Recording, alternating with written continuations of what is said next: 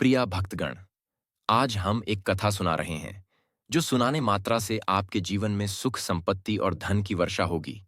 तो चलिए दोस्तों, कथा का प्रारंभ करते हैं। एक गांव में एक बूढ़ी माई रहती थी। माई का आगे पीछे कोई नहीं था, इसीलिए बूढ़ी माई बेचारी अकेली रहती थी।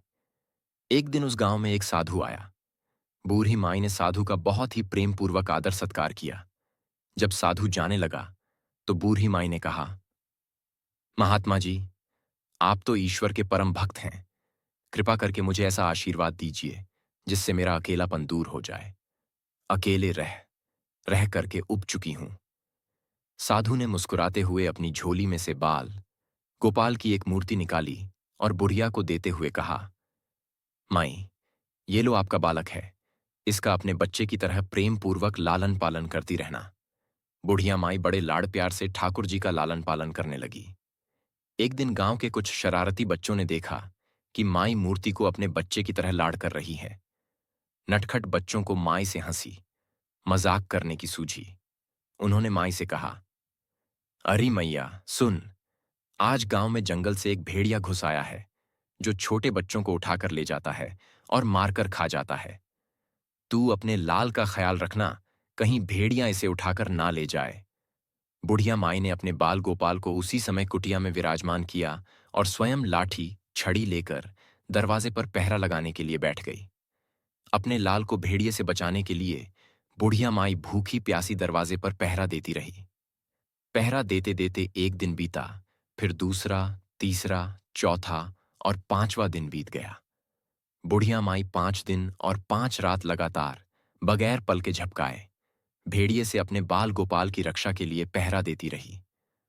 उस भोली भाली मैया का यह भाव देखकर ठाकुर जी का हृदय प्रेम से भर गया। अब ठाकुर जी को मैया के प्रेम का प्रत्यक्ष रूप से आस्वादन करने की इच्छा हुई। भगवान बहुत ही सुंदर रूप धारण कर वस्त्राभूषणों से सुसज्जित होकर माई के पास आए। ठाकुर जी के पांव की आहट पाकर माई डर गई कि कहीं दुष्ट भेड़िया तो नहीं आ गया मेरे लाल को उठाने। माई ने लाठी उठाई और भेड़िए को भगाने के लिए उठ खड़ी हुई। तब श्याम सुंदर ने कहा, मैया मैं तेरा वही बालक हूं जिसकी तुम रक्षा करती हो।